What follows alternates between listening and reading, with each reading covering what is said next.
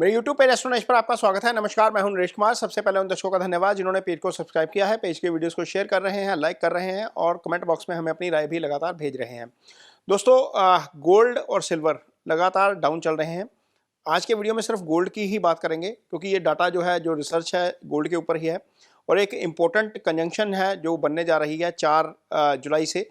ये कंजंक्शन केतु और शुक्र की है और केतु और शुक्र की ये कंजंक्शन पहले क्या रिजल्ट दे चुकी है, इस वीडियो में इसके ऊपर ही एनालिसिस करेंगे, चर्चा करेंगे, ताकि हमें थोड़ा सा आइडिया हो जाए कि केतु और शुक्र की कंजंक्शन करती क्या है। कुछ लोग ये पूछ रहे थे कि केतु और शुक्र की कंजंक्शन होगी तो क्या गोल्ड चलेगा, क्या ये बॉटम आउट हो गया है, क्या $4000 का सपोर्ट होल्ड कर पाएगा। तो इन सारी चीज़ों को इसमें एनालाइज करने की कोशिश करेंगे इस वीडियो में। और इसके लिए पिछले 10 साल का केतु और शुक्र का कंजंक्शन का डाटा जो है वो रिसर्च किया गया है। उसके साथ ही ये भी सर्च किया गया है कि उस दौरान गोल्ड की परफॉर्मेंस कैसी रही थी। सिर्फ गोल्ड के ऊपर ये स्टडी की है, सिल्वर के ऊपर इसको नहीं किया। हालांकि दोनों चलते साथ साथ ही हैं, लेकिन गोल्ड के ऊपर ये स्टडी सिर्फ गोल्ड के ऊपर ही है। और इसको जब एनालाइज करेंगे तो आपको लगेगा कि हाँ, अब थोड़ा लगता है कि कुछ उम्मीद की किरण यहाँ पर नजर आती है गोल्ड में खास तौर पर।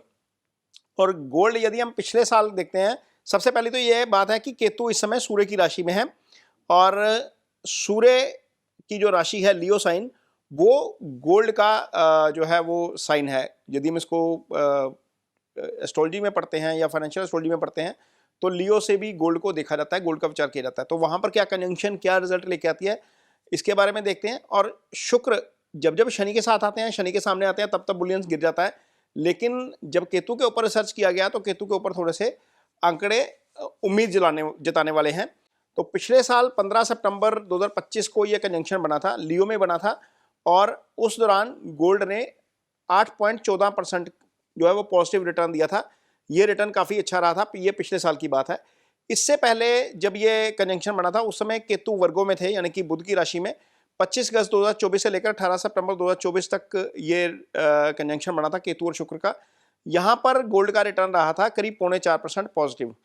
उससे पहले ये कंजंक्शन 3 नवंबर 2023 से लेकर 30 नवंबर 2023 को बना था। अगेन ये वर्गों में ही था और ये इस कंजंक्शन के दौरान भी गोल्ड ने 0.3% का जो है वो रिटर्न दिया था एक महीने में। ये पॉजिटिव रिटर्न था। 18 अक्टूबर 2022 से लेकर 11 नवंबर 2022 तक ये एक कंजंक्शन बना था लिब्रा में। यहाँ पर भी आप देखिए कि गोल्ड का रिटर्न जो है वो काफ़ी पॉजिटिव रहा था, 0.6% के आसपास।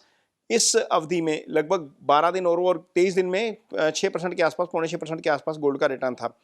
2 अक्टूबर से लेकर 30 अक्टूबर 2021 तक भी ये कंजंक्शन बना था। इस पूरी अवधि में ये स्कॉर्पियो में कंजंक्शन था और इस पूरी अवधि में ये जो रिटर्न था करीब 0.2% के आसपास था। ये पॉजिटिव रिटर्न था।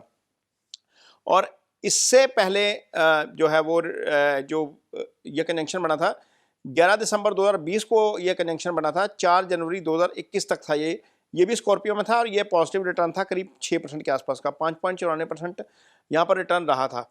24 फरवरी, इससे पहले जब ये बना था 24 फरवरी से लेकर 7 मार्च 2019 में बना था। ये कैप्रिकॉन में बना था। हालांकि कैप्रिकॉन से भी गोल्ड का विचार किया जाता है, लेकिन यहाँ पर रिटर्न करीब 2.5% माइनस रहा था। ये पहला माइनस रिटर्न है। आप देखिए जब इसको एनालाइज कर रहे हैं हम। उससे पहले ये कंजंक्शन था 21 नवंबर 2019 से लेकर 15 दिसंबर 2019 तक। ये सजिटेरियस यानी कि धनु में बना था। यहाँ पर भी गोल्ड का जो ओवरऑल रिटर्न रहा था करीब 1.20%, 1.25%। इसको फ्लैट मानेंगे, ये नेगेटिव नहीं है लेकिन इसको फ्लैट मानेंगे, बहुत ज़्यादा पॉजिटिव भी नहीं है। उससे पहले 13 जनवरी 2018 से लेकर 6 फरवरी 2018 तक ये कंजंक्शन बना था। ये कैप्रिकॉन में बना था और ये यहाँ पर नेगेटिव रहा था करीब 1.5%। जैसे वो 1.25% था, ये -1.5% है, तो न्यूट्रल हो गया कैप्रिकॉन में यदि हम बात करते हैं। 29 दिसंबर 2016 को ये कंजंक्शन बना था। 27 जनवरी 2017 तक चला था। ये एक्वेरियस में बना था और ये पॉजिटिव रिटर्न था 4.16%। उससे पहले ये कंजंक्शन बना था एक्वेरियस में ही 7 मार्च 2016 से लेकर 1 अप्रैल 2017 तक।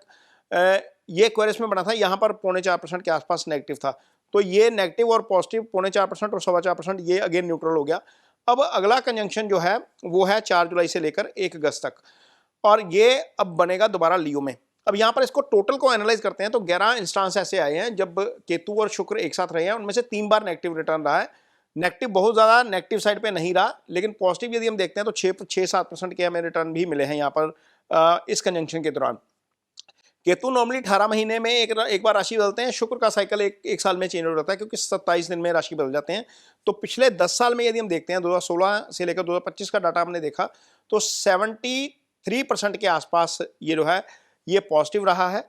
और यदि हम इसको एस्ट्रो के कॉम्बिनेशंस की बात करते हैं, जब जो शास्त्र बोलता है कि पाप ग्रह और शुभ ग्रह की युति तेजी लेके आती है, तो शुक्र और केतु की युति को तेजी का कारक बताया गया है शास्त्र में। तो ये एनालिसिस है इसके ऊपर, और इस एनालिसिस के बेस पर ऐसा लग रहा है। और ये एक बड़ी चीज इसमें ये भी है, जब इसको मंथली चार्ट पे लेकर आते हैं गोल्ड के, जब बुलियंस के इसके ऊपर कॉमेक्स के चार्ट के ऊपर लेकर आते हैं, तो जहां जहां ये कंजंक्शन बनी है उसके आसपास बॉटम आउट हुआ और वहां से उठ गया। 2022 में तो 2023 में तो यहां से उठा और दोबारा रुका ही नहीं, ये बहुत आगे तेजी से चला। तो नवंबर 2023 की बात है शायद ये। तो चार्ट के ऊपर यदि हम आते हैं तो आज की डेट में हम देखते हैं तो बॉटम फॉर्मेशन हो रही है। तो ऐसा पॉसिबल है, टेक्निकली ज़्यादा टेक्निकल वाले बता सकते हैं, लेकिन यदि एस्ट्रोलॉजिकली इसको देखते हैं, केतु और वीनस का कनेक्शन हिस्टोरिकली भी पॉजिटिव है, शास्त्र के लिहाज से भी पॉजिटिव है। तो उम्मीद की जानी चाहिए कि जुलाई का महीना बुलियंस के लिए अच्छा रहना चाहिए। ये वीडियो आपको कैसा लगा, इस पर कमेंट बॉक्स में अपनी राय जरूर दीजिए। यदि वीडियो अच्छा लगे तो उसे शेयर जरूर करिए, पेज को सब्सक्राइब जरूर करिए। इसके साथ ही मुझे दीजिए इजाजत। नमस्कार।